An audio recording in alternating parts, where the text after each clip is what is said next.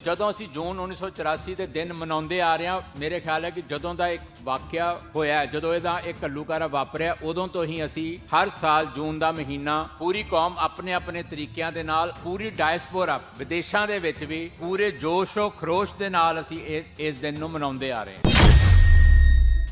ਸ਼ਹੀਦਾਂ ਦੇ ਸੋਹਲੇ ਗਾਏ ਜਾਂਦੇ ਨੇ, ਜਿਨ੍ਹਾਂ ਨੇ ਆਪਣੀਆਂ ਬਹਾਦਰੀਆਂ ਦਿਖਾਈਆਂ, ਹਿੰਦੁਸਤਾਨ ਦੀ ਇੰਨੀ ਵੱਡੀ ਫੌਜ ਦੇ ਨਾਲ ਟੱਕਰਾ ਲਿਆ। 72 ਘੰਟੇ ਉਹਨਾਂ ਨੇ ਹਿੰਦੁਸਤਾਨ ਦੀ ਫੌਜ ਦਾ ਮੁਕਾਬਲਾ ਕੀਤਾ, ਜੂਝੇ, ਸ਼ਹੀਦ ਹੋਏ, ਔਰ ਹਰ ਬੁਲਾਰਾ, ਹਰ ਢਾਡੀ, ਕੀਰਤਨੀਏ, ਕਥਾਵਾਚਕ ਸਾਰੇ, ਜਰਨੈਲ ਸਿੰਘ ਭਿੰਡਰਾਂਵਾਲੇ ਜਿਹੜੇ ਸ਼ਹੀਦ ਹੋਏ ਸੀ, ਜਿਨ੍ਹਾਂ ਦੀ ਕਮਾਂਡ ਹੇਠ ਜੁਝਾਰੂ ਸ਼ਹੀਦ ਹੋਏ ਸੀ, ਉਹਨਾਂ ਦੀਆਂ ਬਾਤਾਂ ਪਾਉਂਦੇ ਨੇ। ਬਟ ਜਿਸ ਸਾਜੋ ਸਮਾਨ ਦੇ ਨਾਲ, ਜਿਨ੍ਹਾਂ ਹਥਿਆਰਾਂ ਦੇ ਨਾਲ ਸੰਜੀ ਅਤੇ ਉਹਨਾਂ ਦੇ ਸਾਥੀ ਭਾਰਤੀ ਫੌਜ ਦੇ ਨਾਲ ਲੋਹਾ ਲੈਣ ਦੇ ਵਿੱਚ ਕਾਮਯਾਬ ਹੋਏ, ਉਹ ਸਾਜੋ ਸਮਾਨ ਆਇਆ ਕਿੱਥੋਂ ਤੇ ਕਿਵੇਂ ਆਇਆ, ਉਹਨਾਂ ਦੇ ਹੱਥਾਂ ਤੱਕ ਪਹੁੰਚਦਾ ਕਿਵੇਂ ਹੋਇਆ, ਉਹ ਕੇਵਲ ਤੇ ਕੇਵਲ ਇੱਕ ਵਿਅਕਤੀ ਦੀ ਦੇਣ ਸੀ, ਉਹ ਸੀ ਡਾਕਟਰ ਜਗਜੀਤ ਸਿੰਘ ਚੌਹਾਨ। 70 ਦੇ ਵਿੱਚ ਉਹ ਵਿਦੇਸ਼ ਚਲੇ ਗਏ। ਜਦੋਂ ਵਿਦੇਸ਼ ਗਏ, ਉਦੋਂ ਅਕਾਲੀ ਦਲ ਦੇ ਜਨਰਲ ਸੈਕਟਰੀ ਸੀ। ਵਿਦੇਸ਼ ਉਸ ਵੇਲੇ ਇੰਗਲੈਂਡ ਦੇ ਵਿੱਚ ਸਿੱਖ ਹੋਮਲੈਂਡ ਦੇ ਨਾਂ ਤੇ ਜਥੇਬੰਦੀ ਬਣੀ ਹੋਈ ਸੀ, ਤੇ ਸਿੱਖ ਹੋਮਲੈਂਡ ਦਾ ਉਸ ਵੇਲੇ ਇੱਕ ਕੈਂਪੇਨ ਚੱਲ ਰਹੀ ਸੀ, ਔਰ ਇਹਨਾਂ ਨੇ ਉਸ ਕੈਂਪੇਨ ਦੇ ਵਿੱਚ ਜਾ ਕੇ ਹਿੱਸਾ ਲਿਆ। ਅਕਤੂਬਰ 1971 ਨੂੰ ਉੱਥੋਂ ਦੀ ਜਿਹੜੀ ਸਭ ਤੋਂ ਵੱਡੀ ਅਖਬਾਰ ਹੈ ਨਿਊਯਾਰਕ ਟਾਈਮ, ਉਹਦੇ 'ਚ ਇੱਕ ਸਫ਼ੇ ਦਾ ਖਾਲਿਸਤਾਨ ਦੇ ਉੱਤੇ ਇਸ਼ਤਿਹਾਰ ਲੱਗਾ। ਪਹਿਲੀ ਵਾਰ ਸੀ ਖਾਲਿਸਤਾਨ ਦੀ ਗੱਲ ਮੌਜੂਦਾ ਸਮੇਂ ਦੇ ਵਿੱਚ ਜਦੋਂ ਲੋਕਾਂ ਦੇ ਸਾਹਮਣੇ ਇੱਕ ਇਸ਼ਤਿਹਾਰ ਦੇ ਰੂਪ ਦੇ ਵਿੱਚ ਨਿਊਯਾਰਕ ਟਾਈਮਸ 'ਚ ਛਪੀ। 84 ਹੋ ਗਈ। 84 ਤੋਂ ਬਾਅਦ BBC ਲੰਡਨ ਨੂੰ ਡਾਕਟਰ ਜਗਜੀਤ ਸਿੰਘ ਚੌਹਾਨ ਨੇ ਇੰਟਰਵਿਊ ਦਿੱਤੀ, ਜਿਹਦੇ 'ਚ ਇੰਦਰਾ ਗਾਂਧੀ ਨੂੰ ਸਿੱਧੇ ਅਸੈਸੀਨੇਟ ਕਰਨ ਦੀ ਧਮਕੀ ਦਿੱਤੀ। ਰਿਪਬਲਿਕ ਆਫ ਖਾਲਿਸਤਾਨ, ਗਵਰਨਮੈਂਟ ਇਨ ਐਗਜ਼ਾਈਲ ਦੀ ਸਥਾਪਨਾ ਵੀ ਡਾਕਟਰ ਸਾਹਿਬ ਨੇ ਕੀਤੀ, ਜਿਹਦੇ ਉਹ ਖੁਦ ਆਪ ਵੀ ਰਾਸ਼ਟਰਪਤੀ ਬਣੇ, ਤੇ ਸਾਰੇ ਉਹ ਇੱਕ ਜਿਹੜੀ ਸ਼ੈਡੋ ਗਵਰਨਮੈਂਟ ਹੁੰਦੀ ਉਹ ਤਿਆਰ ਕੀਤੀ। ਪਰਮ ਸਤਿਕਾਰਯੋਗ ਸਾਹਿਬ ਸ੍ਰੀ ਗੁਰੂ ਗ੍ਰੰਥ ਸਾਹਿਬ ਦੀ ਹਜ਼ੂਰੀ ਦੇ ਵਿੱਚ ਬੈਠੇ ਗੁਰੂ ਰੂਪ ਖਾਲਸਾ ਜੀ, ਵਾਹਿਗੁਰੂ ਜੀ ਕਾ ਖਾਲਸਾ, ਵਾਹਿਗੁਰੂ ਜੀ ਕੀ ਫਤਿਹ। ਅੱਜ ਦਲ ਖਾਲਸਾ ਵੱਲੋਂ ਪਿੰਡ ਸ਼ਹਿਰ ਖਾਲਿਸਤਾਨ ਲਹਿਰ ਦੇ ਨਾਂ ਹੇਠ ਜਿਹੜੀ ਇੱਕ ਜਾਗਰਤੀ ਮੁਹਿੰਮ ਆਰੰਭ ਕੀਤੀ ਗਈ ਹੈ, ਉਸ ਦੀ ਸ਼ੁਰੂਆਤ ਕਸਬਾ ਟਾਂਡੇ ਤੋਂ ਕੀਤੀ ਗਈ ਹੈ। ਤੁਸੀਂ ਇਸ ਕਸਬੇ ਦੇ ਨਾਲ, ਇਹਦੇ ਨਾਲ ਜੁੜੇ ਪਿੰਡਾਂ ਤੋਂ ਆਏ ਹੋ, ਤੁਹਾਨੂੰ ਵੀ ਸ਼ਾਇਦ ਸਾਡੇ ਤੋਂ ਵੱਧ ਤੇ ਜਿਹੜੇ ਅੱਜ ਦੇ ਨੌਜਵਾਨ ਨੇ ਉਹ ਸ਼ਾਇਦ ਬੇਖਬਰ ਹੋਣ ਕਿ ਇਸ ਹਲਕੇ ਦੇ ਜਿਹੜੇ ਕਦਾਵਾਰ ਨੇਤਾ ਸੀ ਡਾਕਟਰ ਜਗਜੀਤ ਸਿੰਘ ਚੌਹਾਨ, ਜਿਹੜੇ ਸਹੀ ਅਰਥਾਂ ਦੇ ਵਿੱਚ MBBS ਡਾਕਟਰ ਸੀ, ਉਹਨਾਂ ਦਾ ਖਾਲਿਸਤਾਨ ਮੂਵਮੈਂਟ ਦੇ ਵਿੱਚ ਬਹੁਤ ਹੀ, ਕਈ ਵਾਰੀ ਅਸੀਂ ਕਹਿੰਦੇ ਅਹਿਮ ਰੋਲ ਸੀ, ਨਹੀਂ, ਬਹੁਤ ਹੀ ਅਹਿਮ ਰੋਲ ਸੀ। ਬਹੁਤ ਉਹਨਾਂ ਨੇ ਸਿਰੇ ਦੀ ਜਿਹੜੀ ਭੂਮਿਕਾ ਉਹ ਨਿਭਾਈ, ਔਰ ਬਹੁਤ ਸਾਰੇ ਸਾਡੀ ਕੌਮ ਦੇ ਬਹੁਤ ਸਾਰੇ ਹਿੱਸੇ ਨੂੰ, ਵੱਡੇ ਹਿੱਸੇ ਨੂੰ ਸ਼ਾਇਦ ਉਹਨਾਂ ਦੀ ਉਸ ਭੂਮਿਕਾ ਬਾਰੇ ਕੋਈ ਜਾਣਕਾਰੀ ਨਹੀਂ ਹੈ। ਜਿਹੜੇ ਮੇਰੇ ਤੋਂ ਵੱਧ ਉਮਰ ਦੇ ਵਿਅਕਤੀ ਹਨ, ਉਹਨਾਂ ਦੀ ਨਿਗਾਹ ਦੇ ਵਿੱਚ ਉਹ ਇੱਕ ਰਾਜਸੀ ਨੇਤਾ ਸੀ, ਇੱਕ ਬਹੁਤ ਚਲਾਕ ਰਾਜਸੀ ਨੇਤਾ ਸੀ, ਔਰ ਉਹ ਉਹਨਾਂ ਬਾਰੇ ਕਈ ਤਰ੍ਹਾਂ ਦੇ ਭੁਲੇਖਿਆਂ ਤੇ ਵਿਵਾਦਾਂ ਨੂੰ ਆਪਣੇ ਮਨਾਂ ਦੇ ਵਿੱਚ ਰੱਖ ਕੇ ਬੈਠੇ ਹੋਏ ਹਨ। ਅਕਸਰ ਅਸੀਂ, ਔਰ ਇਸੇ ਬਾਰੇ ਅਸੀਂ ਜੂਨ 1984 ਦਾ ਜਿਹੜਾ ਘੱਲੂਘਾਰਾ ਹੈ, ਉਹਦੀ 40ਵੀਂ ਵਰ੍ਹੇਗੰਢ ਮਨਾ ਕੇ ਹਟੇ ਹਾਂ, ਔਰ ਅਗਲੇ ਮਹੀਨੇ ਫਿਰ ਜੂਨ ਦਾ ਮਹੀਨਾ ਆ ਰਿਹਾ, ਜਦੋਂ ਪੂਰੀ ਕੌਮ ਦਰਬਾਰ ਸਾਹਿਬ ਸਮੂਦੀ ਦੇ ਵਿੱਚ ਸ਼ਹੀਦ ਹੋਣ ਵਾਲੇ, ਸਿੱਖ ਪੰਥ ਦੀ ਅਜ਼ਮਤ ਦੇ ਲਈ ਸ਼ਹੀਦ ਹੋਣ ਵਾਲੇ ਸਿੰਘ ਸਿੰਘਣੀਆਂ ਦੀ ਯਾਦ ਮਨਾਏਗੀ। ਜਦੋਂ ਅਸੀਂ ਜੂਨ 1984 ਦੇ ਦਿਨ ਮਨਾਉਂਦੇ ਆ ਰਹੇ ਹਾਂ, ਮੇਰੇ ਖਿਆਲ ਹੈ ਕਿ ਜਦੋਂ ਦਾ ਇੱਕ ਵਾਕਿਆ ਹੋਇਆ, ਜਦੋਂ ਇਹਦਾ ਇੱਕ ਘੱਲੂਘਾਰਾ ਵਾਪਰਿਆ, ਉਦੋਂ ਤੋਂ ਹੀ ਅਸੀਂ ਹਰ ਸਾਲ ਜੂਨ ਦਾ ਮਹੀਨਾ ਪੂਰੀ ਕੌਮ ਆਪਣੇ ਆਪਣੇ ਤਰੀਕਿਆਂ ਦੇ ਨਾਲ, ਪੂਰੀ ਡਾਇਸਪੋਰਾ ਵਿਦੇਸ਼ਾਂ ਦੇ ਵਿੱਚ ਵੀ ਪੂਰੇ ਜੋਸ਼ੋ ਖਰੋਸ਼ ਦੇ ਨਾਲ ਅਸੀਂ ਇਸ ਦਿਨ ਨੂੰ ਮਨਾਉਂਦੇ ਆ ਰਹੇ ਹਾਂ। ਸ਼ਹੀਦਾਂ ਦੇ ਸੋਹਲੇ ਗਾਏ ਜਾਂਦੇ ਨੇ, ਜਿਨ੍ਹਾਂ ਨੇ ਆਪਣੀਆਂ ਬਹਾਦਰੀਆਂ ਦਿਖਾਈਆਂ, ਹਿੰਦੁਸਤਾਨ ਦੀ ਇੰਨੀ ਵੱਡੀ ਫੌਜ ਦੇ ਨਾਲ ਟੱਕਰਾ ਲਿਆ। 72 ਘੰਟੇ ਉਹਨਾਂ ਨੇ ਹਿੰਦੁਸਤਾਨ ਦੀ ਫੌਜ ਦਾ ਮੁਕਾਬਲਾ ਕੀਤਾ, ਜੂਝੇ, ਸ਼ਹੀਦ ਹੋਏ, ਔਰ ਹਰ ਬੁਲਾਰਾ, ਹਰ ਢਾਡੀ, ਕੀਰਤਨੀਏ, ਕਥਾਵਾਚਕ ਸਾਰੇ,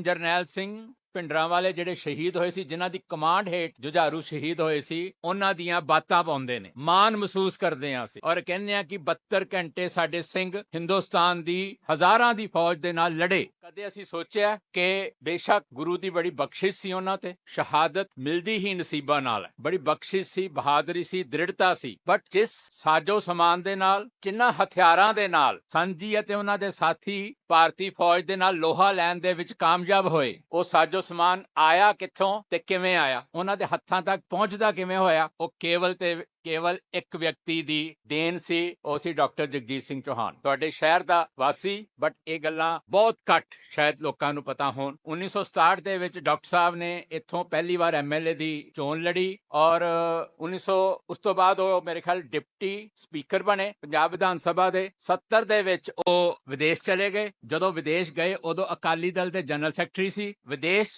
ਉਸ ਵੇਲੇ ਇੰਗਲੈਂਡ ਦੇ ਵਿੱਚ ਸਿੱਖ ਹੋਮਲੈਂਡ ਦੇ ਨਾਂ ਤੇ ਜਥੇਬੰਦੀ ਬਣੀ ਹੋਈ ਸੀ ਤੇ ਸਿੱਖ ਹੋਮਲੈਂਡ ਦਾ ਉਸ ਵੇਲੇ ਇੱਕ ਕੈਂਪੇਨ ਚੱਲ ਰਹੀ ਸੀ ਔਰ ਇਹਨਾਂ ਨੇ ਉਸ ਕੈਂਪੇਨ ਦੇ ਵਿੱਚ ਜਾ ਕੇ ਹਿੱਸਾ ਲਿਆ। 1971 ਨੂੰ ਇਹ ਅਮਰੀਕਾ ਗਏ। ਪਹਿਲੀ ਵਾਰ 1971 ਅਕਤੂਬਰ 1971 ਨੂੰ ਉੱਥੋਂ ਦੀ ਜਿਹੜੀ ਸਭ ਤੋਂ ਵੱਡੀ ਅਖਬਾਰ ਹੈ ਨਿਊਯਾਰਕ ਟਾਈਮ, ਉਹਦੇ 'ਚ ਇੱਕ ਸਫ਼ੇ ਦਾ ਖਾਲਿਸਤਾਨ ਦੇ ਉੱਤੇ ਇਸ਼ਤਿਹਾਰ ਲੱਗਾ। ਪਹਿਲੀ ਵਾਰ ਸੀ ਖਾਲਿਸਤਾਨ ਦੀ ਗੱਲ ਮੌਜੂਦਾ ਸਮੇਂ ਦੇ ਵਿੱਚ ਜਦੋਂ ਲੋਕਾਂ ਦੇ ਸਾਹਮਣੇ ਇੱਕ ਇਸ਼ਤਿਹਾਰ ਦੇ ਰੂਪ ਦੇ ਵਿੱਚ ਨਿਊਯਾਰਕ ਟਾਈਮਸ 'ਚ ਛਪੀ। ਬੜੀ ਚਰਚਾ ਹੋਈ ਦੁਨੀਆ ਦੇ ਵਿੱਚ। ਇਹ ਵਾਪਸ ਆ ਗਏ ਯੂਕੇ। ਜਦੋਂ ਦਸੰਬਰ 1971 ਨੂੰ ਜੰਗ ਲੱਗੀ ਹਿੰਦੁਸਤਾਨ ਤੇ ਪਾਕਿਸਤਾਨ ਦੀ, ਉਸ ਵੇਲੇ ਇਹਨਾਂ ਨੂੰ ਪਾਕਿਸਤਾਨ ਬੁਲਾਇਆ ਗਿਆ। ਉਸ ਵੇਲੇ ਜਿਹੜੇ ਉੱਥੋਂ ਦੇ ਡਿਕਟੇਟਰ ਹੈਡ ਸੀ ਜਨਰਲ ਯਹੀਆ ਖਾਨ, ਉਹਨਾਂ ਨੇ ਇਹਨਾਂ ਨੂੰ ਪਾਕਿਸਤਾਨ ਟੀਵੀ ਤੇ ਦਿਖਾਇਆ ਡਾਕਟਰ ਚੌਹਾਨ ਨੂੰ, ਇਹਨਾਂ ਨੂੰ ਨਨਕਾਣਾ ਸਾਹਿਬ ਦੀਆਂ ਚਾਬੀਆਂ ਦਿੰਦੇ ਹੋਏ ਇਹਨਾਂ ਦੇ ਪ੍ਰਬੰਧ ਇਹਨਾਂ ਦੇ ਹਵਾਲੇ ਕੀਤਾ ਗਿਆ। ਇਹ ਦਿਖਾਇਆ ਗਿਆ ਟੀਵੀ ਤੇ ਔਰ ਇਹਨਾਂ ਦੇ ਕੋਲੋਂ ਸਪੀਚ ਦਵਾਈ ਗਈ ਜਿੱਥੇ ਇਹਨਾਂ ਨੇ ਸਿੱਖ ਫੌਜੀਆਂ ਨੂੰ ਭਾਰਤ ਦਾ ਸਾਥ ਨਾ ਦੇਣ ਦੀ ਅਪੀਲ ਕੀਤੀ। ਅੱਜ ਵੀ ਜੰਗ ਦਾ ਮਾਹੌਲ ਹੈ, ਉਦੋਂ ਵੀ ਜੰਗ ਦਾ ਮਾਹੌਲ ਸੀ ਕਿਉਂਕਿ ਇੱਥੇ ਮੂਵਮੈਂਟ ਨਹੀਂ ਸੀ ਹੈਗੀ, ਥੱਲੇ ਕੋਈ ਹਾਲੀ ਉਭਾਰ ਨਹੀਂ ਸੀ ਹੈਗਾ, ਜਥੇਬੰਦਕ ਰੂਪ ਦੇ ਵਿੱਚ ਸਿੱਖ ਬਾਹਰ ਨਹੀਂ ਸੀ ਆਏ। ਸੋ ਇਹਨਾਂ ਦੀ ਅਪੀਲ ਸੁਣੀ ਅਣਸੁਣੀ ਕਰ ਦਿੱਤੀ ਗਈ। ਉਹਦਾ ਕੋਈ ਅਸਰ ਨਹੀਂ ਹੋਇਆ ਕਿਉਂਕਿ ਥੱਲੇ ਕੁਝ ਸੀ ਨਹੀਂ ਉਦੋਂ ਉਸ ਵੇਲੇ। ਸੋ ਇਹ ਵਾਪਸ ਗਏ। ਲੰਮਾ ਸਮਾਂ ਫਿਰ ਇੰਗਲੈਂਡ ਹੀ ਰਹੇ। 1977 ਤੋਂ ਬਾਅਦ ਜਦੋਂ ਇੰਦਰਾ ਗਾਂਧੀ ਦੀ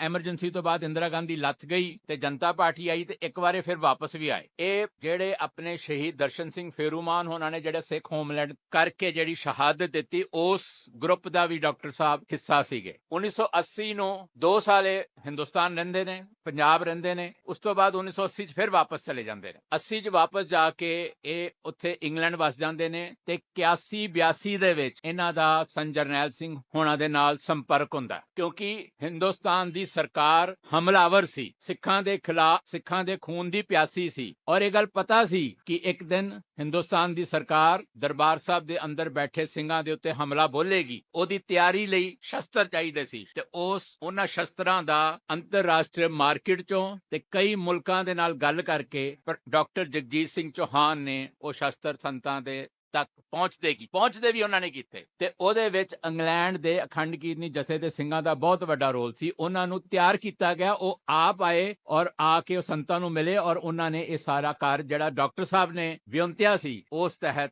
ਸੰਤਾਂ ਨੂੰ ਉਹ ਸ਼ਸਤਰ ਪਹੁੰਚਦੇ ਹੋਏ, ਜਿਹਦੇ ਕਰਕੇ ਉਹਨਾਂ ਨੇ ਜਨਰਲ ਸੁਬੇਗ ਸਿੰਘ ਦੀ ਜਿਹੜੀ ਇੱਕ ਕਮਾਂਡ ਸੀ ਉਹਦੇ ਤਹਿਤ ਜਿਹੜੀ ਉਹ ਲੜਾਈ ਲੜੀ ਔਰ ਉਹ ਅੱਜ ਵੀ ਅਸੀਂ ਮਤਲਬ ਬੜੇ ਮਾਣ ਦੇ ਨਾਲ ਕਹਿੰਦੇ ਆ ਕਿ ਸਾਡੇ ਮੁੱਠੀ ਪਰ ਜੁਝਾਰੂ ਸਿੰਘਾਂ ਨੇ ਹਿੰਦੁਸਤਾਨ ਦੀ ਐਡੀ ਵੱਡੀ ਫੌਜ ਦੇ ਨਾਲ ਜੰਗ ਲੜੀ। 84 ਹੋ ਗਈ। 84 ਤੋਂ ਬਾਅਦ BBC ਲੰਡਨ ਨੂੰ ਡਾਕਟਰ ਜਗਜੀਤ ਸਿੰਘ ਚੌਹਾਨ ਨੇ ਇੰਟਰਵਿਊ ਦਿੱਤੀ ਜਿਹਦੇ ਚ ਇੰਦਰਾ ਗਾਂਧੀ ਨੂੰ ਸਿੱਧੇ ਅਸੈਸੀਨੇਟ ਕਰਨ ਦੀ ਧਮਕੀ ਦਿੱਤੀ। ਉਹ ਬਹੁਤ ਜ਼ਿਆਦਾ ਉਹਦਾ ਹਿੰਦੁਸਤਾਨ ਨੇ ਨੋਟਿਸ ਲਿਆ ਔਰ ਉਹ ਬਹੁਤ ਗੱਲ ਫੈਲੀ। 84 ਇੰਦਰਾ ਗਾਂਧੀ ਦੇ ਅਸੈਸੀਨੇਸ਼ਨ ਤੋਂ ਪਹਿਲਾਂ ਦੀ ਉਹ ਦਰਬਾਰ ਸਾਹਿਬ ਹਮਲੇ ਤੋਂ ਫੌਰਨ ਬਾਅਦ ਉਹਦਾ ਬਹੁਤ ਰੌਲਾ ਪਿਆ ਔਰ ਉਸ ਤੋਂ ਬਾਅਦ ਉਹਦੀ ਅਸੈਸੀਨੇਸ਼ਨ ਹੋ ਵੀ ਗਈ। ਡਾਕਟਰ ਸਾਹਿਬ ਨੇ ਫੌਰੀ ਸਿੱਖ ਜਿਹੜੇ ਜਜ਼ਬਾਤ ਸੀ, ਜਿਹੜੇ ਵਲੂੰਦਰੇ ਗਏ ਸੀ ਦਰਬਾਰ ਸਾਹਿਬ ਹਮਲੇ ਤੋਂ ਬਾਅਦ, ਇਸ ਦਾ ਪੂਰਾ ਉਸ ਵੇਲੇ ਜੋ ਹਾਲਾਤ ਬਣੇ ਸੀ ਉਹਨਾਂ ਨੂੰ ਦੇਖਦੇ ਹੋਏ ਇਹਨਾਂ ਨੇ ਮੈਂ ਵਿਸਰ ਗਿਆ, ਇਹਨਾਂ ਨੇ 1980-81 ਜਦੋਂ ਇੰਗਲੈਂਡ ਵਾਪਸ ਗਏ ਨੇ, ਇਹਨਾਂ ਨੇ ਉੱਥੇ ਜਾ ਕੇ ਕੌਂਸਲ ਆਫ ਖਾਲਿਸਤਾਨ ਨਾਂ ਦੀ ਜਥੇਬੰਦੀ ਦਾ ਗਠਨ ਕਰ ਲਿਆ ਸੀ ਤੇ ਜਿਸ ਦਿਨ 1 ਮਈ 1982 ਨੂੰ ਦਲ ਖਾਲਸਾ ਤੇ ਪਾਬੰਦੀ ਲੱਗਦੀ ਹੈ, ਪਾਬੰਦੀ 2 ਜਥੇਬੰਦੀਆਂ ਤੇ ਲੱਗੀ ਸੀ ਇਕੱਠੀ, ਦਲ ਖਾਲਸਾ ਤੇ ਕੌਂਸਲ ਆਫ ਖਾਲਿਸਤਾਨ ਤੇ 2 ਜਥੇਬੰਦੀਆਂ ਤੇ ਇਕੱਠੀ ਪਾਬੰਦੀ ਲੱਗੀ ਹੈ। ਇੱਕੋ ਨੋਟੀਫਿਕੇਸ਼ਨ 'ਚ 2 ਜਥੇਬੰਦੀਆਂ ਬੈਨ ਹੋਈਆਂ, ਇੱਕੋ ਨੋਟੀਫਿਕੇਸ਼ਨ। ਜਦੋਂ ਇਹ ਗੱਲ ਹੁੰਦੀ ਹੈ 84 ਵਾਪਰਦੀ ਹੈ, ਉਸ ਤੋਂ ਬਾਅਦ ਡਾਕਟਰ ਸਾਹਿਬ ਨੇ ਉੱਥੋਂ ਦੇ ਅਖੰਡ ਕੀਰਤਨੀ ਜਥੇ ਦੇ ਸਿੰਘਾਂ ਨੂੰ ਹੋਰ ਲੋਕਾਂ ਨੂੰ ਨਾਲ ਲੈ ਕੇ ਰਿਪਬਲਿਕ ਆਫ ਖਾਲਿਸਤਾਨ ਗਵਰਨਮੈਂਟ ਇਨ ਐਗਜ਼ਾਈਲ ਦੀ ਸਥਾਪਨਾ ਕੀਤੀ। ਰਿਪਬਲਿਕ ਆਫ ਖਾਲਿਸਤਾਨ ਗਵਰਨਮੈਂਟ ਇਨ ਐਗਜ਼ਾਈਲ ਦੀ ਸਥਾਪਨਾ ਵੀ ਡਾਕਟਰ ਸਾਹਿਬ ਨੇ ਕੀਤੀ, ਜਿਹਦੇ ਉਹ ਖੁਦ ਆਪ ਵੀ ਰਾਸ਼ਟਰਪਤੀ ਬਣੇ ਤੇ ਸਾਰੇ ਉਹ ਇੱਕ ਜਿਹੜੀ ਸ਼ੈਡੋ ਗਵਰਨਮੈਂਟ ਹੁੰਦੀ ਉਹ ਤਿਆਰ ਕੀਤੀ ਗਈ। ਉਹਦੇ ਤਹਿਤ ਫਿਰ ਇੱਕ ਵਾਰ ਮੂਵਮੈਂਟ ਜਿਹੜੀ ਇੱਥੇ ਲੱਗ ਰਿਹਾ ਸੀ ਕਿ ਕੁਚਲੀ ਗਈ ਹੈ, ਉਹਨੂੰ ਅੰਤਰਰਾਸ਼ਟਰੀ ਪੱਧਰ ਤੇ ਡਾਕਟਰ ਸਾਹਿਬ ਨੇ ਖੜਾ ਕਰ ਦਿੱਤਾ। ਜ਼ਾਹਿਰ ਹੈ ਕਿ ਜਿਹੜਾ ਵਿਅਕਤੀ ਇੰਗਲੈਂਡ ਬੈਠ ਕੇ ਇਹ ਸਭ ਕੁਝ ਕਰ ਰਿਹਾ, ਜਿਨਨੇ ਸੰਤਾਂ ਦੇ ਕੋਲ ਇਸ ਪੱਧਰ ਦੇ ਸ਼ਸਤਰ ਪਹੁੰਚਦੇ ਕਰ ਦਿੱਤੇ ਕਿ ਉਹ ਇੱਕ ਮੁਲਕ ਨਾਲ ਲੜ ਸਕਣ, ਉਹਦੀ ਪਹੁੰਚ ਵੱਖ-ਵੱਖ ਮੁਲਕਾਂ ਤੱਕ ਹੋਏਗੀ, ਤਾਂ ਹੀ ਉਹ ਇੰਨਾ ਵੱਡਾ ਕਾਰਜ ਕਰ ਸਕੇ ਨੇ।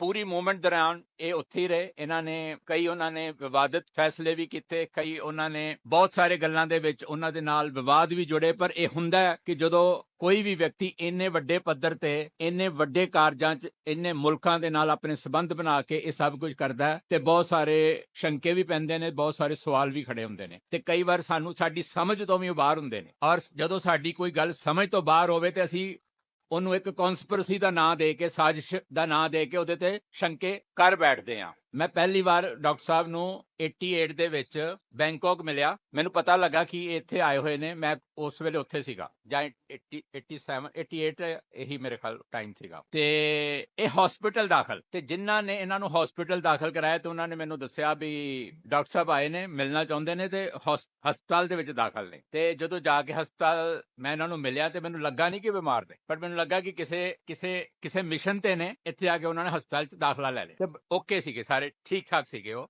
ਗੱਲਾਂ ਬਾਤਾਂ, ਕਿਉਂਕਿ ਉਹ ਬਹੁਤ ਇੱਕ ਸ਼ਾਤਰ ਰਾਜਸੀ ਆਗੂ ਵੀ ਸੀਗੇ, ਖਾਲਿਸਤਾਨੀ ਨੀਤੀਵਾਨ ਵੀ ਸੀਗੇ। ਤੇ ਜਦੋਂ ਮੈਂ ਉਹਨਾਂ ਨੂੰ ਪੁੱਛਿਆ ਤੇ ਉਹਨਾਂ ਨੇ ਮੈਨੂੰ ਜੋ ਦੱਸਿਆ, ਉਹਨਾਂ ਨੇ ਕਿਹਾ ਕਿ ਮੈਂ ਕੋਸ਼ਿਸ਼ ਕਰ ਰਿਹਾ ਚਾਈਨਾ ਦੇ ਨਾਲ ਸੰਪਰਕ ਕਰਨ ਲਈ, ਤੇ ਮੈਂ ਜਾਣਾ ਤੇ ਉਹਨਾਂ ਕੋਲੋਂ ਅਸੀਂ ਮਦਦ ਲੈਣੀ। ਹੁਣ ਇਸ ਤੋਂ ਇਹ ਅਨੁਭਵ ਲੱਗਾ ਕਿ ਉਹ ਕਿਸੇ ਮਿਸ਼ਨ ਤੇ ਨੇ, ਜੋ ਮੈਂ ਤੁਹਾਨੂੰ ਪਹਿਲਾਂ ਹੀ ਕਿਹਾ। ਉਸ ਤੋਂ ਬਾਅਦ ਉਹ ਮੈਨੂੰ ਨਹੀਂ ਮਿਲੇ, ਮੈਨੂੰ ਨਹੀਂ ਪਤਾ ਉਹ ਗਏ ਜਾਂ ਨਹੀਂ ਗਏ, ਉਹ ਕਾਮਯਾਬ ਹੋਏ ਜਾਂ ਨਹੀਂ ਹੋਏ। ਬਟ ਇਹ ਉਹਨਾਂ ਦੇ ਆਪਣੇ ਉਸ ਵੇਲੇ ਦੇ ਵਿਚਾਰ ਸੀ। ਬਹੁਤ ਸਾਰੀਆਂ ਗੱਲਾਂ ਹੋਈਆਂ, ਜਿਹੜੀਆਂ ਗੱਲਾਂ ਮੈਂ ਤੁਹਾਨੂੰ ਦੱਸੀਆਂ ਨੇ ਪਹਿਲਾਂ। ਇਹ ਗੱਲਾਂ ਕੁਝ ਉਹਨਾਂ ਨੇ ਆਪ ਵੀ ਦਸੀਆਂ, ਕੁਝ ਜਿਹੜੇ ਅਖੰਡ ਕੀਰਤਨੀ ਜਥੇ ਦੇ ਸਿੰਘ ਉਹਨਾਂ ਦੇ ਨਾਲ ਉਸ ਵੇਲੇ 82-83 ਸੰਤਾਂ ਕੋਲ ਆਏ ਸੀ ਸੇਵਾ ਲਈ, ਫਿਜ਼ੀਕਲ ਤੌਰ ਤੇ, ਜਿਸਮਾਨੀ ਤੌਰ ਤੇ ਆ ਕੇ ਇੱਥੇ ਰਹੇ, ਜਿਨ੍ਹਾਂ ਨੇ ਉਹ ਸਾਰਾ ਰੋਲ ਨਿਭਾਇਆ। ਮੈਂ ਉਹ ਸਾਰੀਆਂ ਗੱਲਾਂ ਬੜੀਆਂ ਸੰਖੇਪ ਦੇ ਵਿੱਚ ਦੱਸ ਰਿਹਾ। ਮੈਂ ਬਹੁਤ ਸਾਰੀਆਂ ਗੱਲਾਂ ਨਹੀਂ ਵੀ ਦੱਸ ਰਿਹਾ, ਕਿਉਂਕਿ ਉਹ ਨਾ ਦੱਸਣ 'ਚ ਮਤਲਬ ਭਲਾਈ ਹੈ, ਕਿਉਂਕਿ ਉਹ ਸਿੰਘ ਅਜੇ ਮੌਜੂਦ ਨੇ, ਅਜੇ ਉਹ ਯੂਕੇ 'ਚ ਹੈਗੇ ਨੇ, ਜਿਨ੍ਹਾਂ ਸਿੰਘਾਂ ਨੇ ਸਾਰੀ ਸੇਵਾ ਨਿਭਾਈ ਹੈ। ਤਾਂ ਉਸ ਤੋਂ ਬਾਅਦ ਲਗਾਤਾਰ ਡਾਕਟਰ ਸਾਹਿਬ ਦੇ ਨਾਲ ਮੁਲਾਕਾਤਾਂ ਹੁੰਦੀਆਂ ਰਹੀਆਂ, ਔਰ ਉਹਨਾਂ ਦਾ ਜਿਹੜਾ ਤਜਰਬਾ ਸੀ ਉਹ ਉਸ ਦੇ ਬਾਰੇ ਉਹਨਾਂ ਤੋਂ ਸਿੱਖਿਆ ਵੀ ਹੈ, ਔਰ ਉਹਨਾਂ ਬਾਰੇ ਬਹੁਤ ਕੁਝ ਹੋਰ ਵੀ ਪਤਾ ਲੱਗਦਾ ਰਿਹਾ ਕਿ ਉਹ ਕਿੱਦਾਂ ਅੰਤਰਰਾਸ਼ਟਰੀ ਪੱਧਰ ਤੇ ਖਾਲਿਸਤਾਨ ਲਹਿਰ ਦੇ ਲਈ ਕੰਮ ਕਰ ਰਹੇ ਨੇ। ਉਸ ਵੇਲੇ ਅਮਰੀਕਾ ਦੇ ਵਿੱਚ ਡਾਕਟਰ ਗੁਰਮੀਤ ਸਿੰਘ ਔਲਖ ਵੀ ਇਸੇ ਤਰ੍ਹਾਂ ਕੰਮ ਕਰ ਰਹੇ ਸੀ।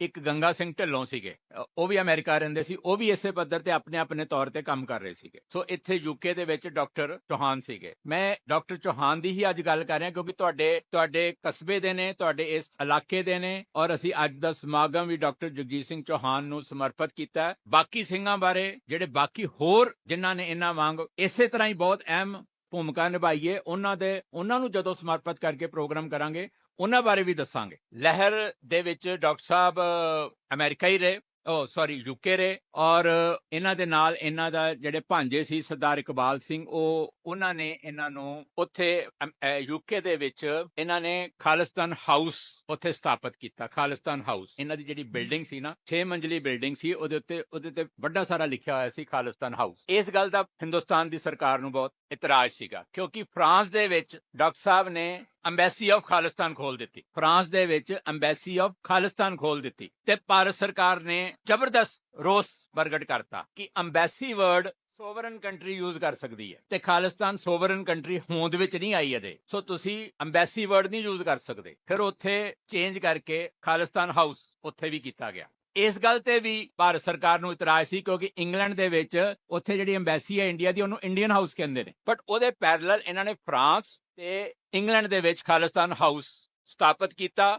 ਫਿਰ ਇੱਕ ਮੁਲਕ ਹੈਗਾ, ਟਾਪੂ ਹੈ ਇਕਵਾਡੋਰ, ਇਹਨਾਂ ਨੇ ਉੱਥੋਂ ਤੱਕ ਵੀ ਪਹੁੰਚ ਕਰ ਲਈ, ਉਹਨਾਂ ਦੇ ਰਾਸ਼ਟਰਪਤੀ ਤੱਕ। ਉਹਨਾਂ ਨਾਲ ਵੀ ਇਹ ਸੰਧੀ ਕਰ ਲਈ ਕਿ ਅਸੀਂ ਪੰਜਾਬ ਤੋਂ ਇੱਥੇ ਜਹਾਜ਼ ਭਰ ਕੇ ਸਿੰਘ ਲਿਆਉਂਦੇ ਆ, ਤੁਹਾਡਾ ਇਹ ਜਿਹੜਾ ਮੁਲਕ ਹੈ ਇਹਨੂੰ ਵਸਾਉਂਦੇ ਆ, ਇੱਥੇ ਪੰਜਾਬੀ ਵਸਣਗੇ, ਖੇਤੀ ਕਰਨਗੇ, ਤੇ ਤੁਸੀਂ ਖਾਲਿਸਤਾਨ ਨੂੰ ਮਾਨਤਾ ਦੇ ਦਿਓ। ਉੱਥੋਂ ਦੇ ਪ੍ਰਸ਼ਾਸਨ ਨੇ ਇਹਨਾਂ ਨਾਲ ਐਗਰੀ ਕਰ ਲਿਆ, ਸਾਰੀ ਤਿਆਰੀ ਹੋ ਗਈ, ਖਬਰ ਲੀਕ ਹੋ ਗਈ, ਭਾਰਤ ਸਰਕਾਰ ਉੱਥੇ ਵੀ ਪਹੁੰਚ ਗਈ। ਉਹ ਵੀ ਕੰਮ ਜਿਹੜਾ ਤਿਆਰ ਹੋਇਆ ਉੱਥੇ ਠੱਪ ਹੋ ਗਿਆ। ਇੱਕ ਮੁਲਕ ਤਿਆਰ ਕਰ ਲਿਆ ਇਹਨਾਂ ਨੇ ਮਾਨਤਾ ਦੇਣ ਲਈ, ਕਿਉਂਕਿ ਮਾਨਤਾ ਦੇਣ ਲਈ ਇੱਕ ਮੁਲਕ ਚਾਹੀਦਾ ਹੁੰਦਾ ਅੱਗੇ ਗੱਲ ਤੋਰਨ ਲਈ। ਫਿਰ ਅੱਗੇ ਗੱਲ ਚੱਲਦੀ ਗਈ ਮਤਲਬ ਇਹਨਾਂ ਨੇ ਆਪਣੇ ਪੱਧਰ ਤੇ ਜਿੰਨਾ ਵੀ ਹੋ ਸਕਦਾ ਸੀ ਖਾਲਿਸਤਾਨ ਲਈ ਕੰਮ ਕੀਤਾ। ਬਟ ਕਈ ਵਾਰੀ ਬਦਕਿਸਮਤੀ ਹੁੰਦੀ ਹੈ ਤੇ ਕਈ ਵਾਰੀ ਕੌਮਾਂ ਦੇ ਹਾਲਾਤ ਹੀ ਇਹੋ ਜਿਹੇ ਹੁੰਦੇ ਨੇ ਕਿ ਬਸ ਸ਼ੱਕ ਸ਼ੱਕ ਸ਼ੱਕ ਸ਼ੱਕ ਕਰੀ ਚਲੋ ਇੱਕ ਦੂਜੇ ਤੇ। ਵਿਵਾਦਾਂ ਦੇ ਵਿੱਚ ਹਰ ਗੱਲ ਦੇ ਨਾਲ ਵਿਵਾਦ ਜੋੜ ਲਓ ਤੇ ਵਿਅਕਤੀ ਨੂੰ ਵਿਵਾਦਤ ਬਣਾ ਦਿਓ। ਇਹ ਭਾਰਤ ਸਰਕਾਰ ਦਾ ਵੀ ਇੱਕ षड्यंत्र ਹੁੰਦਾ ਹੈ ਕਿ ਕੋਈ ਵੀ ਵਿਅਕਤੀ ਆਪਣੀ ਕੌਮ ਦੇ ਵਿੱਚ ਸਰਵ ਪ੍ਰਵਾਨਿਤ ਨਾ ਹੋ ਸਕੇ, ਉਹਨੂੰ ਪੂਰੀ ਕੌਮ ਜਾਂ ਕੌਮ ਦਾ ਵੱਡਾ ਹਿੱਸਾ ਉਹਨੂੰ ਸਤਿਕਾਰ ਮਾਨ ਦੇ ਕੇ ਉਹਦੀ ਗੱਲ ਨਾ ਸੁਣਨ ਲੱਗ ਜੇ, ਉਹਨੂੰ ਵਿਵਾਦਤ ਕਰ ਦਿਓ, ਉਹਦੇ ਨਾਂ ਦੇ ਨਾਲ ਵਿਵਾਦ ਜੋੜ ਦਿਓ। ਡਾਕਟਰ ਜਗਜੀਤ ਸਿੰਘ ਚੌਹਾਨ ਦੇ ਅਮਰੀਕਾ ਸਰਕਾਰ ਨਾਲ ਬਹੁਤ ਵਧੀਆ ਲਿੰਕ ਸੀ। ਜਿੱਥੇ ਉਹ ਰਹਿੰਦੇ ਨੇ, ਜੇ ਉਹਨਾਂ ਨੇ ਦੁਨੀਆ 'ਚ ਸਭ ਕੁਝ ਕਰਨਾ ਹੈ ਤੇ ਸਭ ਇਹ ਜ਼ਰੂਰੀ ਹੈ ਜਿੱਥੇ ਰਹਿੰਦੇ ਨੇ ਉਸ ਸਰਕਾਰ ਨਾਲ ਤੇ ਬਣਾ ਕੇ ਰੱਖਣੀ ਜ਼ਰੂਰੀ ਸੀ। ਯੂਕੇ ਨਾਲ ਤਾਂ ਸੀਗੇ ਹੀ ਸੀਗੇ, ਉਹਨਾਂ ਦੇ ਪਾਕਿਸਤਾਨ ਨਾਲ ਬਹੁਤ ਵਧੀਆ ਸਬੰਧ ਸੀਗੇ। ਉਹਨਾਂ ਨੇ ਭਾਰਤ ਨਾਲ ਵੀ ਸਬੰਧ ਨਹੀਂ ਤੋੜੇ, ਕੰਟੈਕਟ ਇੱਥੇ ਵੀ ਉਹਨਾਂ ਦਾ ਰਿਹਾ, ਲੇਕਿਨ ਉਹ ਸਾਰੇ ਪਾਸੇ ਸੰਪਰਕ ਰੱਖਣ ਦੇ ਬਾਵਜੂਦ ਵੀ ਇਹਨਾਂ ਸਾਰੇ ਸੰਪਰਕਾਂ ਨੂੰ ਆਪਣੀ ਕੌਮ ਦੇ ਹਿੱਤ ਤੇ ਖਾਲਿਸਤਾਨ ਦੀ ਮੂਵਮੈਂਟ ਲਈ ਹੀ ਵਰਤਦੇ ਰਹੇ ਨੇ। ਇਹੀ ਸਿਆਣਪ ਹੁੰਦੀ ਹੈ ਕਿ ਸੰਪਰਕ ਤੁਸੀਂ ਕਿਸੇ ਨਾਲ ਵੀ ਰੱਖ ਲਓ, ਤੁਸੀਂ ਦੁਸ਼ਮਣ ਨਾਲ ਵੀ ਰੱਖ ਲਓ, ਬਟ ਤੁਸੀਂ ਹਿੱਤ ਆਪਣੀ ਕੌਮ ਦੇ, ਆਪਣੀ ਮੂਵਮੈਂਟ ਦੇ ਪੂਰਨੇ ਨੇ, ਆਪਣੀ ਮੂਵਮੈਂਟ ਨੂੰ ਅੱਗੇ ਲੈ ਕੇ ਜਾਣਾ। ਜੇ ਵਿਅਕਤੀ ਇਹ ਕਰਨ ਦੇ ਵਿੱਚ ਕਾਮਯਾਬ ਹੋ ਜਾਂਦਾ ਤੇ ਫਿਰ ਉਹ ਵਿਅਕਤੀ ਜਿਹੜਾ ਉਹ ਤੁਹਾਡੀ ਮੂਵਮੈਂਟ ਨੂੰ, ਤੁਹਾਡੀ ਕੌਮ ਨੂੰ ਅੱਗੇ ਲੈ ਕੇ ਜਾਏਗਾ ਔਰ ਉਹਦੇ ਤੇ ਸ਼ੱਕ ਕਰਨਾ ਨਿਰਮੂਲ ਹੈ। ਜਦੋਂ ਮੂਵਮੈਂਟ ਹਥਿਆਰਬੰਦ ਮੂਵਮੈਂਟ ਡਾਊਨ ਹੋਈ, ਡਾਕਟਰ ਸਾਹਿਬ ਨੇ ਵੀ ਵਾਪਸ ਆਉਣ ਦਾ ਮਨ ਬਣਾ ਲਿਆ। ਉਦੋਂ ਵੀ ਅਖਬਾਰਾਂ ਨੇ ਰੌਲਾ ਪਾਇਆ, ਚਲੋ ਜੀ ਹੁਣ ਮੂਵਮੈਂਟ ਸਾਰੇ ਬਾਹਰ ਬੈਠ ਕੇ ਸਾਰੇ ਸਿੰਘ ਸ਼ਹੀਦ ਕਰਵਾ ਲਏ ਨੇ, ਹੁਣ ਮੂਵਮੈਂਟ ਨਿਬੇੜ ਲਈ ਹੈ, ਹੁਣ ਡਾਕਟਰ ਸਾਹਿਬ ਵਾਪਸ ਆ ਰਹੇ ਨੇ। ਔਰ ਵੱਡੀਆਂ ਵੱਡੀਆਂ ਅਖਬਾਰਾਂ ਨੇ ਇਹ ਲਿਖਿਆ ਕਿ ਡਾਕਟਰ ਜਗਜੀਤ ਸਿੰਘ ਚੌਹਾਨ ਵਾਪਸ ਆ ਗਏ, ਸਮਝੋ ਖਾਲਿਸਤਾਨ ਮੂਵਮੈਂਟ ਮੁੱਕ ਗਈ। ਇਹ ਲਿਖਿਆ ਖਤਮ, ਕਿਉਂਕਿ ਚੌਹਾਨ ਸਾਹਿਬ ਵਾਪਸ ਆ ਰਹੇ ਨੇ ਹੁਣ। ਤੇ ਜਿਹੜਾ ਨਾਂ ਸੀ ਅੰਤਰਰਾਸ਼ਟਰੀ ਪੱਧਰ ਤੇ doctor Sahib the as a Khalistan leader, ਉਹ ਤਾਂ ਗੱਲ ਖਤਮ ਹੋ ਗਈ, ਆ ਗਏ ਨੇ ਵਾਪਸ। ਉਹਨਾਂ ਨੇ ਫਿਰ ਵੀ ਇੱਕ ਸਿਆਣਪ ਕੀਤੀ ਕਿ ਉਹ ਕਿਸੇ ਸਰਕਾਰ ਨਾਲ ਮਿਲ ਕੇ ਨਹੀਂ ਆਏ। ਉਹਨਾਂ ਨੇ ਪੰਜਾਬ ਅਤੇ ਹਰਿਆਣਾ ਹਾਈ ਕੋਰਟ ਦੇ ਵਿੱਚ ਪਟੀਸ਼ਨ ਪਾਈ ਕਿ ਮੈਂ ਆਪਣੇ ਘਰ ਹੁਸ਼ਿਆਰਪੁਰ ਟਾਂਡੇ ਆਉਣਾ ਚਾਹਨਾ, ਤੇ ਹਾਈ ਕੋਰਟ ਨੇ ਉਹਨਾਂ ਨੂੰ ਪਰਮਿਸ਼ਨ ਦਿੱਤੀ ਤੇ ਸਰਕਾਰ ਨੂੰ ਹਦਾਇਤ ਦਿੱਤੀ ਕਿ ਇਸ ਵਿਅਕਤੀ ਨੂੰ ਇਹਦੇ ਘਰ ਵਾਪਸ ਆਉਣ ਦਿਓ। ਉਹ ਥਰੂ ਹਾਈ ਕੋਰਟ ਵਾਪਸ ਆਏ, ਬਟ ਫਿਰ ਉਹਨਾਂ ਬਾਰੇ ਇਸੇ ਤਰ੍ਹਾਂ ਦੀਆਂ ਗੱਲਾਂ ਚਲਾਈਆਂ ਗਈਆਂ। ਉਹਨਾਂ ਨੇ ਆ ਕੇ ਬਜ਼ੁਰਗੀ ਦੀ ਅਵਸਥਾ ਦੇ ਵਿੱਚ ਵੀ ਉਹਨਾਂ ਨੇ ਖਾਲਸਾ ਰਾਜ ਪਾਰਟੀ ਦਾ ਗਠਨ ਕੀਤਾ, ਇੱਥੇ ਸਾਰੇ ਸਿੰਘਾਂ ਜਥੇਬੰਦੀਆਂ ਦੇ ਨਾਲ ਸੰਪਰਕ ਕੀਤਾ ਔਰ ਆਪਣਾ ਜਿੰਨਾ ਵੀ ਉਹ ਕਰ ਸਕਦੇ ਸੀ ਉਸ ਉਮਰ ਦੇ ਵਿੱਚ ਆ ਕੇ ਉਹਨਾਂ ਨੇ ਖਾਲਸਾ ਰਾਜ ਪਾਰਟੀ ਦੇ ਰਾਹੀਂ ਖਾਲਿਸਤਾਨ ਦੀ ਜਿਹੜੀ ਗੱਲ ਸੀ ਉਹਨੂੰ ਅੱਗੇ ਤੋਰਿਆ। ਆਪਣੀ ਗੱਲ ਉਹ ਕਰਦੇ ਰਹੇ। ਜਿਵੇਂ ਮੇਰੇ ਤੋਂ ਪਹਿਲਾਂ ਧਾਮੀ ਸਾਹਿਬ ਨੇ ਦੱਸਿਆ ਕਿ 2005 ਦੇ ਵਿੱਚ ਜਦੋਂ ਅਸੀਂ ਖਾਲਿਸਤਾਨ ਦਾ ਝੰਡਾ ਚਲਾਉਣਾ ਸੀ ਤੇ ਉਚੇਚੇ ਤੌਰ ਤੇ ਆਏ। ਮੈਨੂੰ ਯਾਦ ਹੈ ਜਦੋਂ ਅਸੀਂ ਝੰਡਾ ਚਲਾਉਣ ਲੱਗੇ, ਕਿਉਂਕਿ 26 ਜਨਵਰੀ ਦਾ ਦਿਨ ਸੀ, ਕਹਿੰਦੇ ਜਿਵੇਂ ਦਿੱਲੀ ਦੇ ਵਿੱਚ ਪਟਾਕੇ ਚਲਾਉਂਦੇ ਨੇ ਨਾ, ਆਪਾਂ ਵੀ 2-4 ਪਟਾਕੇ ਇੱਥੇ ਚਲਾਈਏ ਜਦੋਂ ਝੰਡਾ ਚਲਾਉਣਾ। ਤੇ ਅਸੀਂ ਕਿਹਾ ਕਿ ਅਸੀਂ 2-4 ਪਟਾਕੇ ਨਹੀਂ ਚਲਾਉਣੇ, ਸਾਡੇ ਸਿੰਘਾਂ ਦੇ ਕੋਲ ਲਾਇਸੈਂਸੀ ਵੈਪਨ ਨੇ, ਅਸੀਂ ਆਪਣੇ ਲਾਇਸੈਂਸੀ ਵੈਪਨਸ ਦੇ ਨਾਲ ਝੰਡੇ ਨੂੰ ਸਲਾਮੀ ਦਿਆਂਗੇ। ਤੇ ਬਹੁਤ ਖੁਸ਼ ਹੋਏ ਔਰ ਉਹਦੇ ਤੇ ਫਿਰ ਕੇਸ ਪੈ ਗਿਆ ਸਾਡੇ ਤੇ, ਉਹਨਾਂ ਤੇ ਵੀ ਨਾਲ ਕੇਸ ਪੈ ਗਿਆ। ਬਟ ਉਹ ਕਿਉਂਕਿ ਹਾਈ ਕੋਰਟ ਤੋਂ ਉਹਨਾਂ ਨੇ ਸਟੇ ਲਿਆ ਹੋਇਆ ਸੀ ਤੇ ਉਹਨਾਂ ਦੀ ਅਰੈਸਟ ਨਹੀਂ ਹੋਈ, ਸਾਡੀ ਸਾਰਿਆਂ ਦੀ ਉੱਥੇ ਅਰੈਸਟ ਹੋ ਗਈ। ਸੋ 80 ਸਾਲ ਤੋਂ ਬਾਅਦ ਵੀ ਉਹਨਾਂ ਨੇ ਆਪਣਾ ਸੰਘਰਸ਼ ਪੋਲੀਟੀਕਲ ਡੈਮੋਕ੍ਰੈਟਿਕ ਤਰੀਕੇ ਦੇ ਨਾਲ ਜਾਰੀ ਰੱਖਿਆ। ਆਪਣੇ ਜਿਹੜੇ ਲਿੰਕ ਸੀਗੇ, ਜਿਹੜੇ ਉਹਨਾਂ ਦੇ ਸੰਪਰਕ ਸੀ ਦੁਨੀਆ ਦੇ ਵਿੱਚ, ਜਿਹੜਾ ਉਹਨਾਂ ਨੇ ਇੱਕ ਨਾਮ ਬਣਾਇਆ ਸੀ, ਉਸ ਨੂੰ ਵੀ ਕੌਮ ਦੇ ਲਈ, ਮੂਵਮੈਂਟ ਦੇ ਲਈ ਵਰਤਿਆ। ਬਾਕੀ ਦੇਖੋ, ਜਦੋਂ ਇਨਸਾਨ ਇੰਨੀ ਵੱਡੀ ਮੂਵਮੈਂਟ ਦੇ ਵਿੱਚ ਇੰਨੇ ਵੱਡੇ ਪੱਧਰ ਤੇ ਮੁਲਕਾਂ ਦੇ ਲੈਵਲ ਤੇ ਜਿਸ ਇਨਸਾਨ ਦੀ ਦੋਸਤੀ ਹੋਵੇ, ਮੁਲਕਾਂ ਦੇ ਹੁਕਮਰਾਨਾਂ ਦੇ ਨਾਲ ਜਿਹੜਾ ਬੰਦਾ ਬੈਠਦਾ ਹੋਵੇ, ਮੁਲਕਾਂ ਤੋਂ ਉਹਨੇ ਮਦਦ ਲੈ ਕੇ ਮੂਵਮੈਂਟ ਦੇ ਵਿੱਚ ਜਾਨ ਪਾਈ ਹੋਵੇ, ਫਿਰ ਉਹ ਜਦੋਂ ਬਹੁਤ ਸਾਰੇ ਫੈਸਲੇ ਕਰਦਾ ਤੇ ਕਈ ਵਾਰ ਆਪਣੇ ਲੋਕਾਂ ਨੂੰ, ਆਪਣੇ ਸਾਥੀਆਂ ਨੂੰ ਉਹ ਫੈਸਲੇ ਨਹੀਂ ਵੀ ਪਾਉਂਦੇ, ਨਹੀਂ ਵੀ ਸਮਝ ਆਉਂਦੇ, ਕਈ ਵਾਰੀ ਨਹੀਂ ਵੀ ਚੰਗੇ ਲੱਗਦੇ। ਸੋ ਇਹ ਇਸੇ ਤਰ੍ਹਾਂ ਹੀ ਉਹਨਾਂ ਦੇ ਨਾਲ ਵੀ ਹੋਇਆ। ਉਹਨਾਂ ਨੇ ਬਹੁਤ ਕੁਝ ਕੀਤਾ ਬਟ ਉਹ ਆਪਣੀ ਕੌਮ ਦੇ ਵਿੱਚ ਉਹ ਮਿਸਅੰਡਰਸਟੂਡ ਪਰਸਨ ਰਹਿ ਗਏ, ਉਹਨਾਂ ਦੀ ਕੌਮ ਸਮਝ ਨਹੀਂ ਸਕੀ। ਇਸ ਤਰ੍ਹਾਂ ਦੀਆਂ ਸ਼ਖਸੀਅਤਾਂ ਬਹੁਤ ਨੇ। ਡਾਕਟਰ ਸੋਹਣ ਸਿੰਘ ਬਾਰੇ ਵੀ ਇਦਾਂ ਦੇ ਵਿਚਾਰ ਨੇ ਲੋਕਾਂ ਦੇ। ਚਰਨਜੀਤ ਸਿੰਘ ਚੰਨੀ ਜਿਹੜਾ ਤਲਵੰਡੀ ਤੋਂ ਨੇ, ਉਹਨਾਂ ਬਾਰੇ ਵੀ ਇਸੇ ਤਰ੍ਹਾਂ ਦੇ ਵਿਚਾਰ ਨੇ। ਬਹੁਤ ਸਾਰੇ ਵਿਅਕਤੀ ਜਿਹੜੇ ਨੇ ਜਿਨ੍ਹਾਂ ਨੇ ਬਹੁਤ ਅਹਿਮ ਭੂਮਿਕਾਵਾਂ ਨਿਭਾਈਆਂ ਨੇ, ਉਹਨਾਂ ਦੇ ਨਾਲ ਉਹਨਾਂ ਦੇ ਜਾਣ ਤੋਂ ਬਾਅਦ ਲੋਕਾਂ ਦੇ ਵਿੱਚ ਕਈ ਤਰ੍ਹਾਂ ਦੇ ਭਰਮ ਭੁਲੇਖੇ ਹੁੰਦੇ ਨੇ, ਉਹ ਦੂਰ ਕਰਨੇ ਵੀ ਸਾਡਾ ਕੰਮ ਨੇ। ਜਦੋਂ ਅਸੀਂ ਖਾਲਿਸਤਾਨ ਮੂਵਮੈਂਟ ਦੀ ਗੱਲਾਂ ਕਰਾਂਗੇ, ਜਦੋਂ ਅਸੀਂ ਇਹਨਾਂ ਦੇ ਕਨਸੈਪਟ ਨੂੰ, ਸਿਧਾਂਤ ਨੂੰ ਕਲੀਅਰ ਕਰਾਂਗੇ, ਜਦੋਂ ਹਿੰਦੁਸਤਾਨ ਸਰਕਾਰ ਨੇ ਜਿਹੜੇ ਭੁਲੇਖੇ ਪਾਏ ਨੇ ਉਹਨਾਂ ਨੂੰ ਦੂਰ ਕਰਨ ਵਾਲੇ ਪਾਸੇ ਤੁਰਾਂਗੇ, ਤੇ ਜਿਨ੍ਹਾਂ ਸ਼ਖਸੀਅਤਾਂ ਦਾ ਨਾਮ ਇਹਦੇ ਨਾਲ ਜੁੜਿਆ, ਜਿਨ੍ਹਾਂ ਸ਼ਖਸੀਅਤਾਂ ਨੇ ਇੱਥੋਂ ਤੱਕ ਮੂਵਮੈਂਟ ਲਿਆਂਦੀ ਕਿ ਅੱਜ ਅਸੀਂ ਇੱਥੇ ਬਹਿ ਕੇ 100-125 ਬੰਦਾ ਉਹਦੇ ਬਾਰੇ ਗੱਲ ਕਰ ਰਹੇ ਹਾਂ, ਉਹਦੇ ਬਾਰੇ ਚਿੰਤਤ ਹਾਂ ਕਿ ਸਾਡੀ ਮੂਵਮੈਂਟ ਅੱਗੇ ਕਿਵੇਂ ਤੁਰੇ, ਔਰ ਅੱਗੇ ਤੋਰਨ ਲਈ ਅਸੀਂ ਅੱਜ ਇੱਥੇ ਬੈਠੇ ਹਾਂ। ਤੇ ਸਾਨੂੰ ਇਹਨਾਂ ਸ਼ਖਸੀਅਤਾਂ ਬਾਰੇ ਜਿਹੜੇ ਭਰਮ ਭੁਲੇਖੇ ਪਾਏ ਗਏ ਨੇ ਉਹਨਾਂ ਨੂੰ ਵੀ ਨਾਲ ਦੇ ਨਾਲ ਦੂਰ ਕਰਦੇ ਰਹਿਣਾ ਚਾਹੀਦਾ। ਲੋਕਾਂ ਨੂੰ ਪਤਾ ਲੱਗੇ ਕਿ ਕਿਸ ਤਰ੍ਹਾਂ ਮੂਵਮੈਂਟਾਂ ਚੱਲਦੀਆਂ ਨੇ, ਕਿਵੇਂ ਮੁਲਕਾਂ ਦੇ ਨਾਲ ਸੰਪਰਕ ਕੀਤੇ ਜਾਂਦੇ ਨੇ। ਇਸ ਲੈਵਲ ਦੇ ਡਾਕਟਰ ਜਗਜੀਤ ਸਿੰਘ ਚੌਹਾਨ ਵਰਗੇ ਲੈਵਲ ਦੇ ਲੋਕ ਇੰਨੀ ਵੱਡੀ ਯੋਗਦਾਨ ਪਾ ਸਕਦੇ ਨੇ, ਬਾਹਰ ਕਿਸੇ ਮੁਲਕ ਨਾਲ ਗੱਲ ਕਰ ਸਕਦੇ ਨੇ। ਨਾ ਸਾਡੇ ਕੋਲ ਓਨੀ ਸਕਿੱਲ ਹੈਗੇ ਨੇ, ਨਾ ਓਨੀ ਸਾਡੇ ਕੋਲ ਤਾਕਤ ਹੈਗੀ ਹੈ, ਨਾ ਓਨੀ ਸਮਝ ਹੈਗੀ ਹੈ ਕਿ ਅਸੀਂ ਬਾਹਰ ਦੁਨੀਆ ਦੇ ਵਿੱਚ ਆਪਣੀ ਗੱਲ ਨੂੰ ਪਹੁੰਚਾ ਸਕੀਏ। ਹੁਣ ਸਮਾਂ ਬਦਲਿਆ ਕਿ ਜਿਵੇਂ ਭਾਈ ਨਿੱਜਰ ਦੇ ਕਤਲ ਤੋਂ ਬਾਅਦ ਮੁਲਕਾਂ ਨੇ ਸਾਡੀ ਗੱਲ ਸੁਣੀ, ਮੁਲਕਾਂ ਨੇ ਸਾਡੀ ਗੱਲ ਕੀਤੀ, ਸਾਡੇ ਨਾਲ ਹੋ ਰਹੀਆਂ ਵਧੀਕੀਆਂ ਦੀ ਗੱਲ ਕੀਤੀ। ਪਰ ਡਾਕਟਰ ਜਗਜੀਤ ਸਿੰਘ ਚੌਹਾਨ ਵਰਗਿਆਂ ਨਾਲ ਤੇ ਇਹਨਾਂ ਮੁਲਕਾਂ ਨੇ ਅੱਜ ਤੋਂ 50 ਸਾਲ ਪਹਿਲਾਂ ਟੇਬਲ ਤੇ ਬਹਿ ਕੇ ਗੱਲਾਂ ਕਰ ਲਈਆਂ ਸੀ। ਡਾਕਟਰ ਚੌਹਾਨ ਨੇ ਇਹਨਾਂ ਮੁਲਕਾਂ ਦੇ ਮੁਖੀਆਂ ਨਾਲ 50 ਸਾਲ ਪਹਿਲਾਂ ਹੀ ਟੇਬਲ ਤੇ ਬਹਿ ਕੇ ਗੱਲਾਂ ਕਰਕੇ ਹੀ ਮਦਦ ਲੈ ਕੇ ਇਸ ਮੂਵਮੈਂਟ ਦਾ ਆਗਾਜ਼ ਕੀਤਾ ਸੀ, ਸ਼ੁਰੂਆਤ ਕੀਤੀ ਸੀ। ਸੋ ਸਾਨੂੰ ਅਸੀਂ ਜੋ ਅੱਜ ਅਸੀਂ ਇਹ ਆਰੰਭ ਕੀਤਾ ਸਫ਼ਰ, ਇਹ ਤਾਂ ਹੀ ਕਾਮਯਾਬ ਹੋਏਗਾ ਕਿ ਅਸੀਂ ਆਪਣੇ ਰਾਹ ਦੇ ਵਿੱਚ ਕੰਡੇ ਵੀ ਦੂਰ ਕਰਨੇ ਨੇ, ਭਰਮ ਭੁਲੇਖੇ ਵੀ ਦੂਰ ਕਰਨੇ ਨੇ ਤੇ ਰਾਹ ਨੂੰ ਹੋਰ ਨਿਖਾਰਨਾ। ਲੋਕ ਮਨਾਂ ਦੇ ਵਿੱਚ ਜਿਹੜੇ ਭੁਲੇਖੇ ਨੇ ਉਹਨਾਂ ਨੂੰ ਦੂਰ ਕਰਕੇ ਅੱਗੇ ਜਿਹੜਾ ਅਗਲਾ ਨੌਜਵਾਨ ਹੈ ਜਿਹਨੇ ਇਸ ਸੰਘਰਸ਼ ਨੂੰ, ਇਸ ਮੂਵਮੈਂਟ ਨੂੰ ਅੱਗੇ ਲੈ ਕੇ ਜਾਣਾ, ਜਿਹਦੇ ਉੱਤੇ ਜ਼ਿੰਮੇਵਾਰੀ ਆਇਦ ਹੁੰਦੀ ਹੈ ਕਿ ਉਹਨੇ ਅੱਗੇ ਲੈ ਕੇ ਜਾਣਾ, ਉਹਨਾਂ ਨੂੰ ਵੀ ਪਿਛਲੀ ਮੂਵਮੈਂਟ ਬਾਰੇ ਦੱਸਣਾ ਤਾਂ ਕਿ ਸੀਨਾ ਬਸੀਨਾ ਇਹ ਜਿਹੜੀ ਗੱਲ ਹੈ ਅੱਗੇ ਤੁਰਦੀ ਰਵੇ। ਸੋ ਤੁਸੀਂ ਜਿਸ ਤਰੀਕੇ ਦੇ ਨਾਲ ਅੱਜ ਸਾਡੀ ਦਲ ਖਾਲਸਾ ਦੀ ਨੌਜਵਾਨ ਲੀਡਰਸ਼ਿਪ ਨੇ ਇਹ ਮੁਹਿੰਮ ਦੀ ਆਰੰਭਤਾ ਕੀਤੀ ਹੈ ਔਰ ਉਹਨਾਂ ਨੇ ਇਹ ਆਇਦ ਕੀਤਾ ਕਿ ਅਸੀਂ ਪੂਰਾ 1 ਸਾਲ, ਪਰਮਜੀਤ ਸਿੰਘ ਕਹਿ ਰਹੇ ਸੀ ਮਈ ਮਹੀਨਾ, ਪਰ ਮੈਨੂੰ ਲੱਗਦਾ ਕਿ ਉਹਨਾਂ ਨੇ ਇਹ ਤਹਈਆ ਕੀਤਾ ਕਿ ਅਸੀਂ ਪੂਰਾ 1 ਸਾਲ ਇਸ ਲਹਿਰ ਨੂੰ ਹਰ ਇਲਾਕੇ 'ਚ, ਹਰ ਥਾਂ ਤੇ ਲੋਕਾਂ ਤੱਕ ਲੈ ਕੇ ਜਾਵਾਂਗੇ, ਲੋਕਾਂ ਤੱਕ ਪਹੁੰਚ ਕਰਾਂਗੇ ਔਰ ਲੋਕਾਂ ਦੇ ਅੰਦਰ ਜਿਹੜੇ ਸਵਾਲ ਨੇ ਉਹਨਾਂ ਨੂੰ ਮੁਖਾਤਬ ਹੋਵਾਂਗੇ ਔਰ ਮੁਖਾਤਬ ਹੋ ਕੇ ਉਹਨਾਂ ਸਵਾਲਾਂ ਦਾ ਜਵਾਬ ਦਿੰਦੇ ਹੋਏ ਉਹਨਾਂ ਨੂੰ ਨਾਲ ਲੈ ਕੇ, ਉਹਨਾਂ ਦਾ ਸਾਥ, ਉਹਨਾਂ ਦੀ ਸਪੋਰਟ ਲੈ ਕੇ ਮੂਵਮੈਂਟ ਨੂੰ ਅੱਗੇ ਲੈ ਕੇ ਤੁਰਾਂਗੇ। ਤੁਹਾਡਾ ਸਾਰਿਆਂ ਦਾ ਸਾਥ ਬਹੁਤ ਜ਼ਰੂਰੀ ਹੈ। ਨੌਜਵਾਨਾਂ ਨੇ ਜਿਹੜਾ ਇਹ ਕਾਰਜ ਆਰੰਭਿਆ, ਇਹਨਾਂ ਨੂੰ ਹੌਸਲਾ ਦੇਣਾ, ਇਹਨਾਂ ਦਾ ਸਾਥ ਦੇਣਾ, ਇਹਨਾਂ ਨੂੰ ਪੁਸ਼ ਕਰਨਾ ਸਾਡੀ ਸਾਰਿਆਂ ਦੀ ਜ਼ਿੰਮੇਵਾਰੀ ਵੀ ਬਣਦੀ ਹੈ ਔਰ ਉਮੀਦ ਕਰਾਂਗੇ ਕਿ ਤੁਸੀਂ ਇਹ ਜ਼ਿੰਮੇਵਾਰੀ ਨਿਭਾਓਗੇ। ਵਾਹਿਗੁਰੂ ਜੀ ਕਾ ਖਾਲਸਾ, ਵਾਹਿਗੁਰੂ ਜੀ ਕੀ ਫਤਿਹ।